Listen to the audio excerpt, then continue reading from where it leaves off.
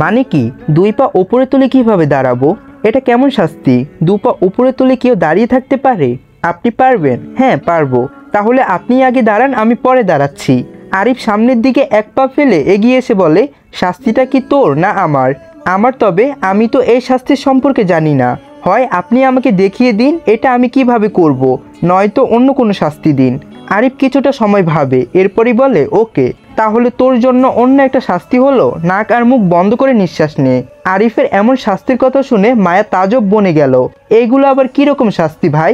নাক মুখ বন্ধ করে কেউ নিঃশ্বাস নিতে পারে? আদৌ কি তা সম্ভব? নাক মুখ বন্ধ করে নিঃশ্বাস নেওয়া? মায়া বুঝেই উঠতে পারলো না এই শাস্তি সে কিভাবে পালন করবে। নাক মুখ বন্ধ করে সে কিভাবে নিঃশ্বাস নেবে? নাক আর মুখ দুইটা একসাথেই বন্ধ করলে তার আর কোনোদিনই নিঃশ্বাস নিতে হবে না, আজীবনের জন্যই তার নিঃশ্বাস বন্ধ হয়ে যাবে। মায়া তোতলিয়ে তোতলিয়ে বলে, নাক মুখ বন্ধ করে আমি কিভাবে নিঃশ্বাস নেব? নাক মুখ ছাড়া তো আমাদের দেহে আর অন্য কোনো অপশন নাই নিঃশ্বাস নেওয়ার। এর থেকে ভালো আপনি আমাকে অন্য কোনো শাস্তির অপশন দিন। আরিফ মায়ার দিকে চোখ ছোট ছোট করে তাকায়। এতে কিছুটা অস্বস্তিতে বোধ করে মায়া। আল্লাহ ভালো জানে লোকটা মনে মনে আবারও কি আছে, আবারও কি অদ্ভুত শাস্তি দেবে কে জানে। আরিফ খানিকবাদী বলে, তোর শাস্তির লাস্ট অপশন, দুধ আর আনারসের জুস খাবি। হ্যাঁ, দুধ আর আনারসের জুস। আরিফের এমন কথায় মায়া ভূত দেখার মতো চমকে উঠল। মানুষটা কি তাকে মারার মতলব আছে? নাক মুখ বন্ধ করে নিঃশ্বাস নিতে বলল, এখন আবার দুধ আর আনারসের জুস খেতে বলছে। মায়া অবাক কণ্ঠে বলল, আপনি কি আমায় মেরে ফেলার ফন্দি করছেন? আরিফ পিকে হেসে বলে, নো বেবস, তোমাকে মারতে যাব কেন? বউ মেরে এতিম হওয়ার কোনো দরকার আছে আমার? আমি তো তোমাকে সাধারণ একটা শাস্তি দিচ্ছি। আচ্ছা, এইসব উদ্ভট শাস্তির আইডিয়া আপনাকে কে দিয়েছে? আরিফকে দেখে মনে হলো প্রশ্নটার উত্তর সে দেবে না, তবে খানিক বাদে উত্তর পাওয়া গেল তার কাছ থেকে, আমার বোনের থেকে। মায়া মনে মনে ফিসফিস করে বলল, তার মানে আপনার বোনের গোবর ঠাসা। আরিফ বুঝলো মায়া হয়তো বিড়বিড় করে কিছু বলেছে। আরিফ তা এড়িয়ে গিয়ে এই প্রশ্ন করলো, এখন শাস্তির কোন অপশনটা বেছে নিয়েছিস তুই? মায়া ভাবলো এইসব উদ্ভট শাস্তি তো তার পক্ষে মেনে নেওয়া সম্ভব না, এর থেকে ভালো এই ব্যাপারটা এখন এড়িয়ে যায়। মায়া হালকা তোতলিয়ে বলল, আমি কোনো শাস্তি নিতে পারবো না, আপনি লাবিব ভাইয়াকে গিয়ে শাস্তি দেন। যেহেতু আমি সব লাবিব ভাইয়ার কাছ থেকে জেনেছি, আপনি লাবিব ভাইয়াকে গিয়ে শাস্তি দেন। উনি আমাকে বললো কেন এইটা ওনার দোষ, যান ওনাকে গিয়ে শাস্তি দিন। আরিফ মায়ের কথায় কোনো উত্তর দেয় না, মায়ের দিকে কয়েক পালক তাকিয়ে বের হয়ে যেতে থাকে ঘর থেকে। মায়া বুঝে উঠতে পারলো না আরিফের এমন কাণ্ডের কারণ কি। লাবিব ভাইয়ের কাছে যাচ্ছে নাকি ভাবলো মায়া। আরিফ রুম থেকে চলে গেল। এখন মায়া আর কি করবে আরিফের রুমে? এখানে বসে থেকে তার আর কোনো কাজ নেই। এর থেকে ভালো আরিফের পিছু পিছু গিয়ে অন্তত বাড়িটা সম্পর্কে জানুক। এই ভেবে বিছানা ছেড়ে উঠল মায়া। তার কাছে থাকা ফোন আর হিডেন ক্যামেরা ডিরেক্টরটি সাবধানে লুকিয়ে রাখলো নিজের কাছে। চতুর পায়ে হেঁটে চলল সামনের দিকে। করিডোরে এসে আরিফকে কোথাও দেখতে পেল না মায়া। কোথায় গেল? মায়া ধীরে ধীরে দোতলার করিডোর সিঁড়ি বেয়ে নিচে নামতে লাগলো। তার চতুর্দৃষ্টি চারদিকে বুলাচ্ছে মায়া। নিচে ড্রয়িং রুমে এসে দাঁড়ালো মায়া। দেখলো আরিফ ডাইনিং টেবিলে বসে কিছু খাচ্ছে, সালাড টাইপ। মায়া নিজের চতুর ভঙ্গিমা বদলিয়ে সে বোকা শোকা মায়াস্বর ভঙ্গিমায় ধারণ করলো আবারও। ধীর পায়ে এগিয়ে যেতে লাগলো আরিফের দিকে। এত বড় বাড়ি অথচ কোনো কাজের লোক নেই। মায়াও এই বাড়ি আসার পরে আরিফ ও রিককে ছাড়া আর কাউকেই দেখেনি।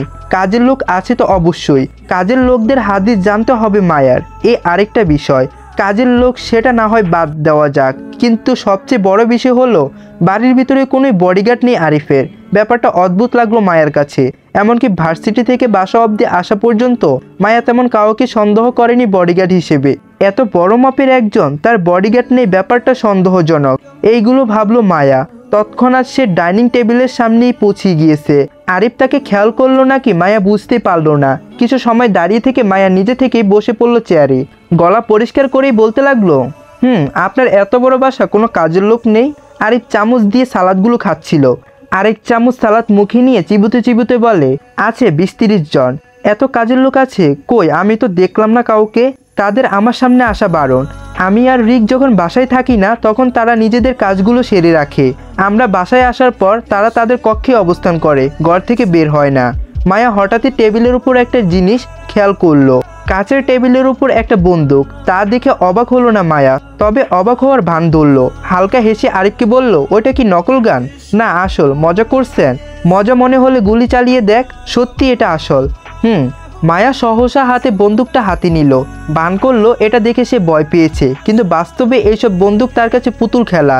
মায়া সহসা গলায় বলল, করবো গুলি, তোর ইচ্ছে। মায়া সত্যি সত্যি আরিফের দিকে বন্দুক ত্যাগ করলো। আরিফ নিজের ভঙ্গিমায় তখনও সালাদ খাচ্ছে, কোনো হেলদোল হলো না তার। কিন্তু হঠাৎ করে চারপাশ থেকে কিছু কালো পোশাক পরা লোক, সিং ম্যাক্স রিলেট আধুনিক বন্দুক হাতে চারপাশ থেকে তাদের ঘিরে ধরল। মায়া বন্দুকের মডেল দেখে বন্দুকটি চিনতে পারলো, কিন্তু এখন যে তাকে নাটক করতে হবে, মায়া ভয় পাওয়ার ভান ধরল।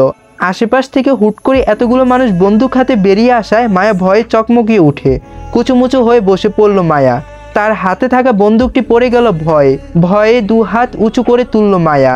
লোকগুলো আরিফের বডিগার্ড, হুট করে তারা এইভাবে বেরিয়ে আসায় রেগে গেল আরিফ। সালাতের প্লেট দূরে ছুঁড়ে মেরে চেঁচিয়ে উঠল সে, who told you to come out, go back to your position, you will not come out until I give the signal. আরিফের কথা হতে সকল বডিগার্ড আবারও সেইখান থেকে চলে গেল নিজের অবস্থানে। তারা এতটা সময় বাড়ির ভিতরে লুকিয়ে ছিল। মায়া আরিফের ওপর বন্দুক তাক করায় তারা বের হয়ে এসেছে। মায়া এতে মনে মনে বোকা হাসলো, মনে মনে বলল, যাক এটাই তো চেয়েছিলাম আমি। আরিফ মায়া ভয় পাচ্ছে দেখে তাকে শান্ত করার জন্য বলল, ভয় পাস না, ওরা আমার বডিগার্ড ছিল। ও আল্লাহ বাঁচাইছে, আমি তো মনে করছিলাম আপনি কোনো টেররিস্ট। এখন আমেরিকান পুলিশ আমাদের ধরতে এসেছে, আল্লাহ বাঁচাইছে। কথাগুলো বলেই বুকে ফু দিল মায়া।